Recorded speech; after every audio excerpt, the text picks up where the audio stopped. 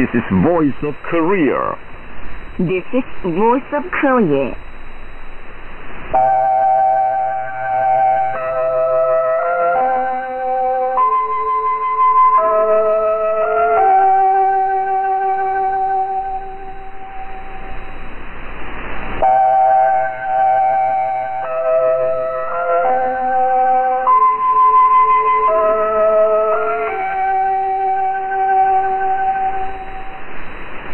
This is Voice of Korea. This is Voice of Korea.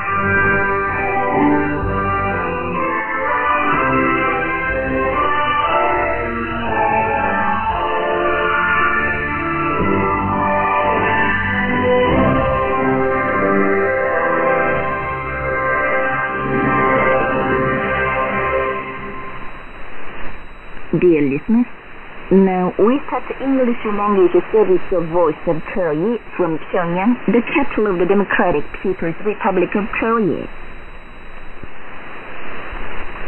Now we present the Immortal Revolutionary Paean, Song of General Kim Il-sung.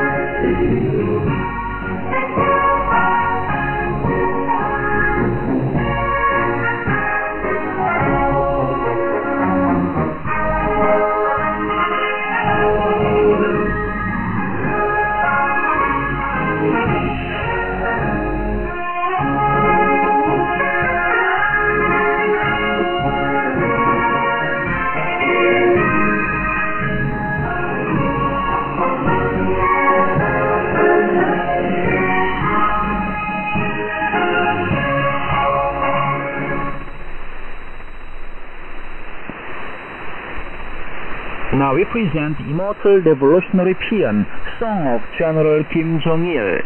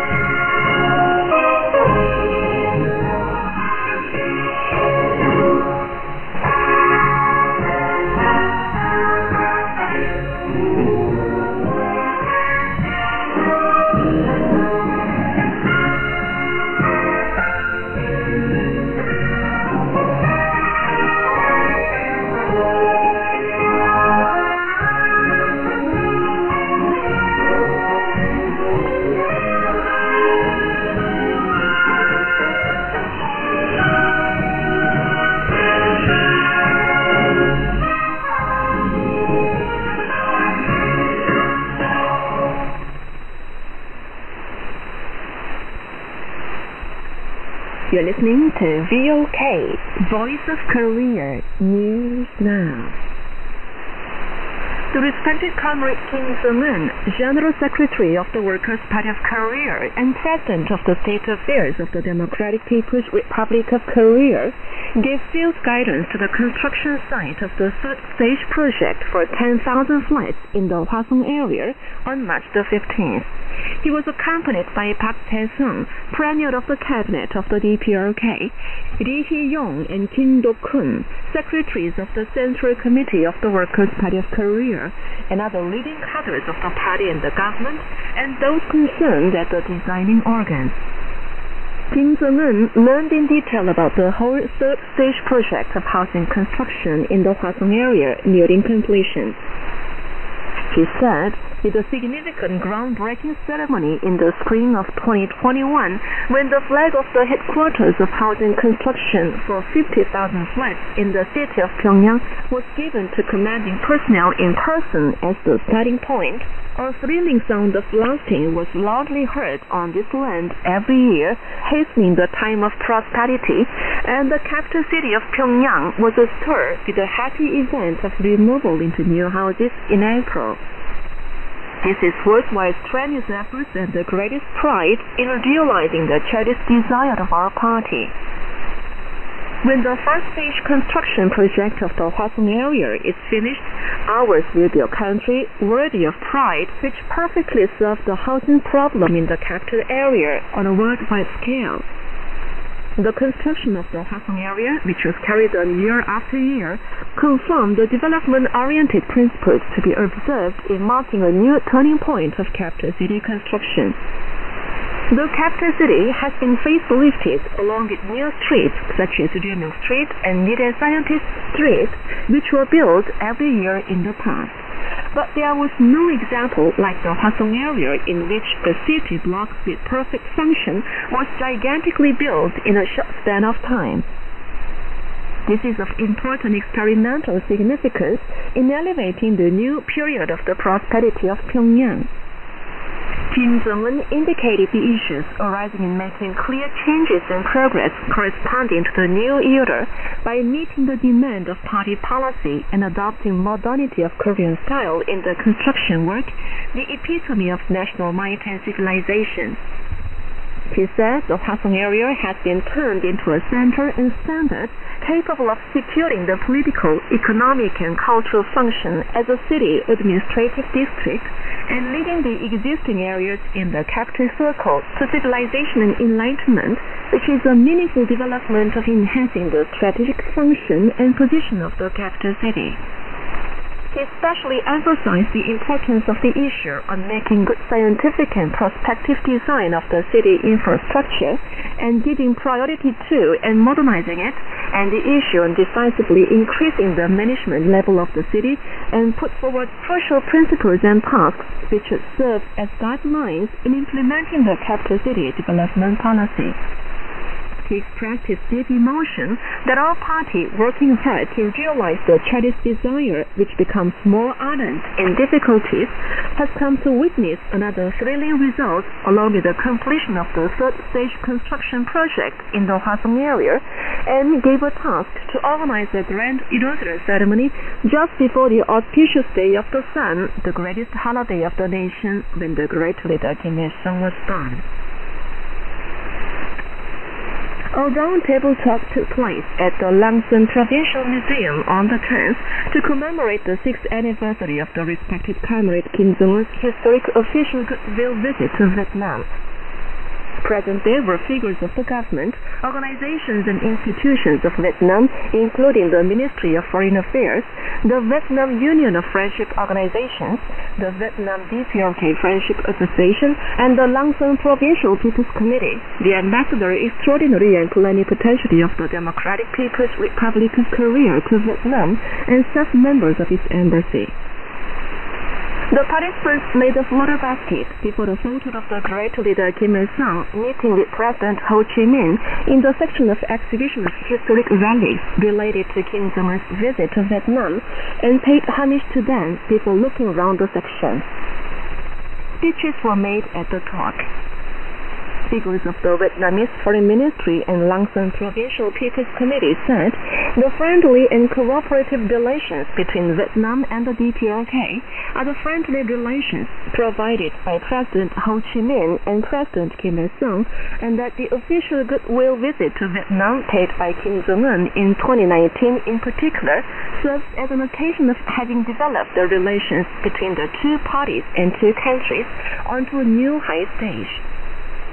The party, government, and people of Vietnam warmly congratulate the Korean people on their successes in the socio-economic development and the improvement of the people's living, they said, and sincerely hope that the Korean people would make greater achievements with high determination and will under the wise leadership of Kim Jong-un this year, marking the 80th founding anniversary of the Workers' Party of Korea and the 80th anniversary of Korea's liberation. Choi Soon-hee, Foreign Minister of the Democratic People's Republic of Korea, met and talked with a delegation of the Russian Ministry of Foreign Affairs, led by Vice Minister Andrei Rudenko, that paid a courtesy call on her on the 15th. Present at the talk were officials of the DPRK Ministry of Foreign Affairs and the Ambassador Extraordinary Plenipotentiary of the Russian Federation to the DPRK. Talks between Kim Jong-il, Vice Minister of Foreign Affairs of the Democratic People's Republic of Korea, and Andrei Rudenko, Vice Minister of Foreign Affairs of the Russian Federation, were held in Pyongyang on the 15th. Present at the talks from the DPRK side were officials of the Foreign Ministry of the DPRK, and from the opposite side, members of the delegation of the Russian Ministry of Foreign Affairs and the Russian Ambassador Extraordinary and Plenipotentiary to the DPRK. At the talks, both sides discussed in detail the practical ways to actively promote the bilateral exchanges and cooperation and strengthen the mutual support and collaboration on the international arena, according to the agreements made at the historic DPRK-Russia Summit meeting in June 2024 and the spirit of the Treaty on Comprehensive Strategic Partnership between the two countries, and reached a consensus of views. The 38 scientific festivals took place in provinces, municipalities directly under the central authority under the theme Science and Technology, Locomotive and Tractor of Overall National Rejuvenation. Presented to the festivals were exhibits as well as proposals for scientific successes made by industrial establishments, farms, universities and research institutions across the country in the 2024 struggle for carrying out the 5-year plan for national economic development. The festivals were dynamically held in the way of scientific successes presentation and screening, symposium, technical courses, and new technology and new product exchange service. They served as a wide technology exchanging and experience swapping theater of spreading and transferring excellent successes and experiences. Hong Kyung-byung and An Gung-byeol from the Democratic People's Republic of Korea came third respectively at the 48-kilogram and 50-kilogram events of the 2025 International Boxing Federation World Women's Boxing Championship underway in Serbia. The Central Tree Nursery under the Ministry of Land and Environment Protection has pushed ahead with the sapling production. Its officials and employees grew tens of millions of saplings of good species of more than 50 kinds and sent them to the provincial tree nurseries and mission sites. The Central Tree Nursery is substantially promoting the work to put the production on a highly scientific, industrial, and intensive footing, while boosting the production of saplings with great economic and ornamental value in a planned way by firmly consolidating its production base. The Gangdong General Greenhouse Farm, a leading vegetable producer which was built thanks to the warm love of the great father Kim Jong-un for the people, is making an active contribution to the improvement of diet of the capital citizens. As it was built on March the 15th, 2024, another cherished desire of the Workers' Party of Korea came to be realized, which regarded it as an important work to serve the issue of supplying a lot of fresh vegetables to the people in all seasons at any cost within coming few years. The officials and employees of the firm have produced more than 12,600 tons of delicious and highly nutritious vegetables of different kinds over the past 1 year to be supplied to the capital citizens. The Korean Central News Agency released a commentary under the title, "Any war reinforcements of the United States will be completely contained and wiped out." The commentary reads, "The United States is getting ever more undisguised in its intention to become the most hostile and confrontational entity to the Democratic People's Republic of Korea through practical actions." Recently, a squadron of F-35B, the latest stealth fighter stationed in the U.S. mainland, was additionally deployed at the U.S. military base in Iwakuni of Japan. The F-35B stealth fighters of two squadrons belonging to the U.S. Marines already deployed at the Iwakuni base have always been involved in the various U.S.-led war drills conducted in the vicinity of the Korean Peninsula to practice the performance of operational missions. The U.S. Indo-Pacific Command and other war forces in the field are now inciting a war fever to the fore, asserting that the air combat capability of the U.S. Marines in Japan would make a greater contribution to the combined joint operation with allies in the Indo-Pacific region through the additional deployment of F-35B. The additional deployment of offensive war reinforcements to cope with contingency in the Korean Peninsula is hourly increasing the unpredictability of actual armed conflict and a nuclear war. This year, the deployment of U.S. strategic assets targeting the DPRK has visibly increased, and the U.S.-led bilateral and multilateral war military drills have been ceaselessly conducted. Such reality clearly proves that the U.S. hostile policy toward the DPRK is the immutable legacy of its regime, handed down irrespective of regime change, and a bad habit of unconditionally denying the DPRK. The U.S. desperate moves of military adventurism aim to create military imbalance and incite a new geopolitical conflict in the Korean Peninsula and the Northeast Asia, provide the DPRK with reasonable justification and the urgent need to give tougher warning of action. The U.S. anti-communist outposts, which neglect and infringe upon the security concern of the DPRK and put the whole area under the critical situation, are within the constant sighting and striking range of the DPRK's indefinite forces. Any war reinforcements of the United States will be completely contained and wiped out. DPRK News in Pyongyang. Now here is the female duet Bangchang, our marshal.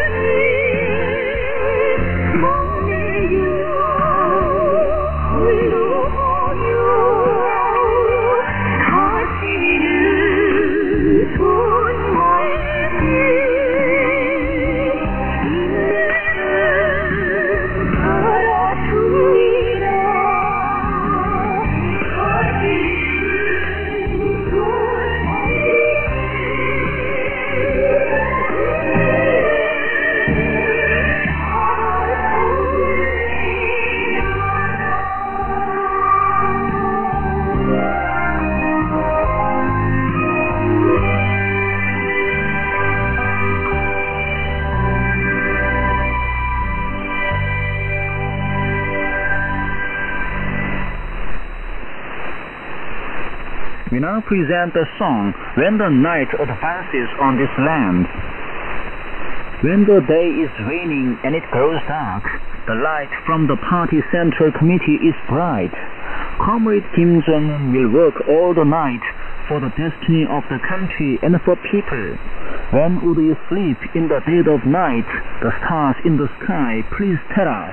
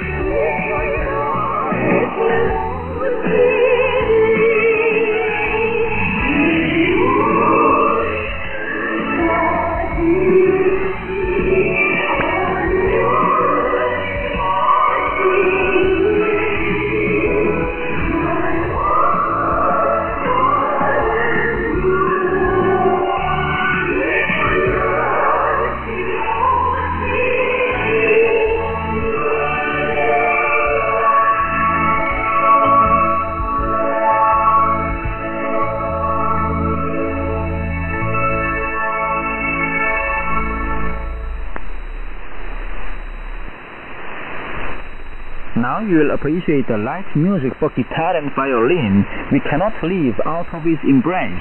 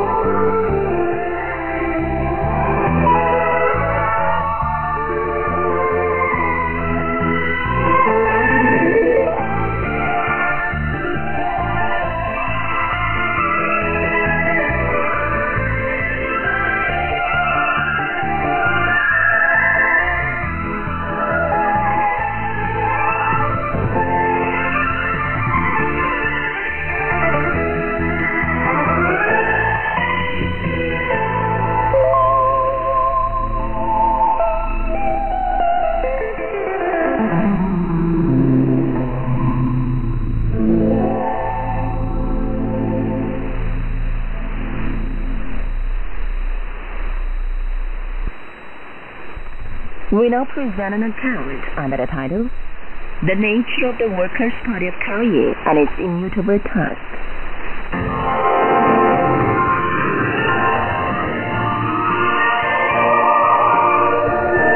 The Workers' Party of Korea finds its honor and pride in the eternal well-being of the people. A An inaugural ceremony of the regional industry factories in Songsan County for the Regional Development 20x10 policy took place on December 20th, 2024. Addressing the ceremony that day, the respected Comrade Kim Jong Il, General Secretary of the Workers' Party of Korea, said that to make the capital envious of the region, to make regional rejuvenation represent the progress and development of our state, and to make the true image of our style of socialism mirrored on the ideal appearance of the region.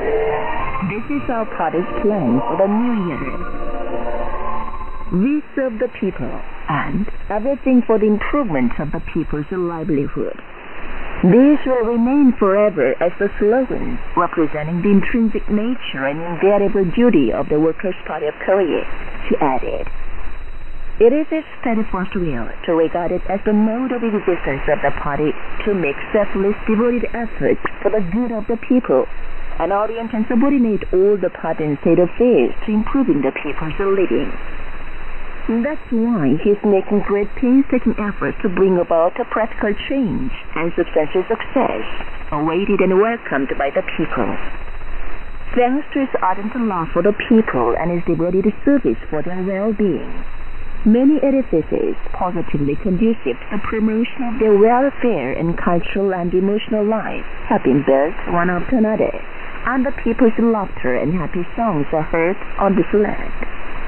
We serve the people and everything for the improvement of the people's livelihood. This is the most important revolutionary work and task of the struggle for a great party with the people first principle as its basic political idea.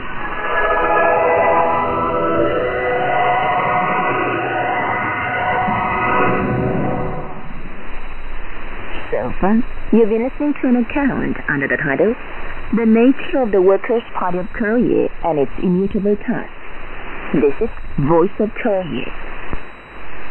We now bring you female trio and male chorus, our national flag.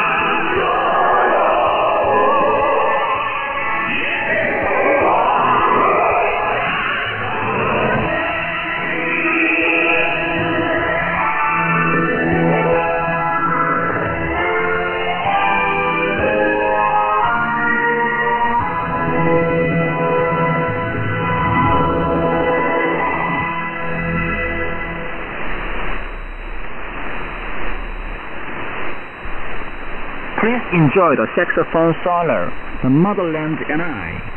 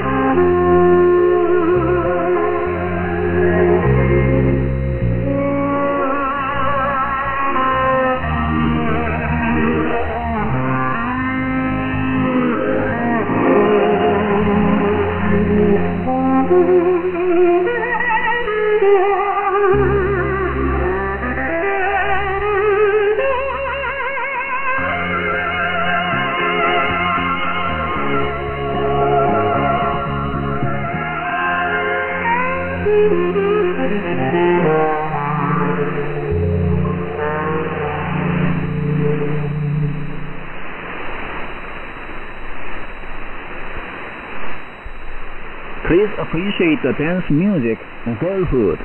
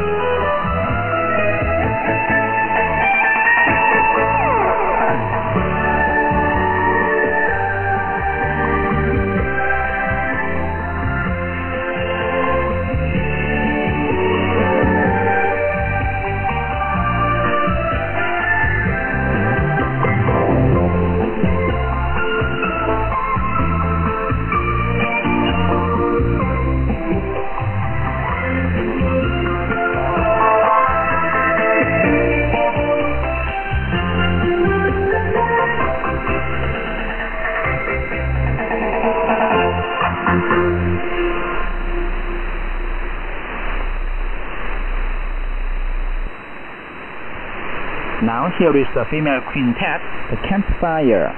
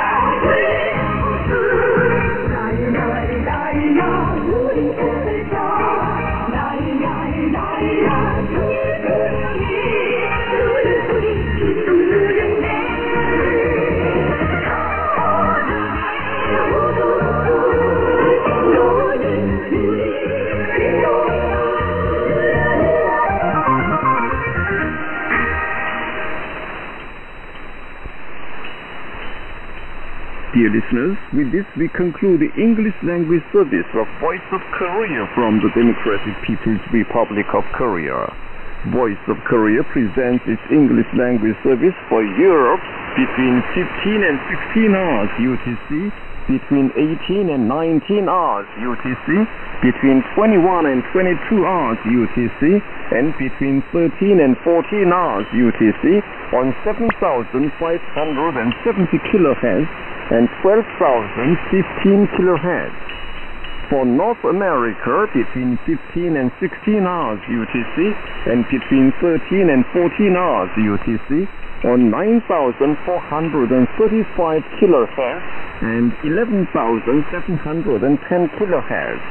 And for Northeast Asia, between 4 and 5 hours UTC and between 6 and 7 hours UTC on 7,220 kHz, 9,445 kHz, and 9,730 kHz.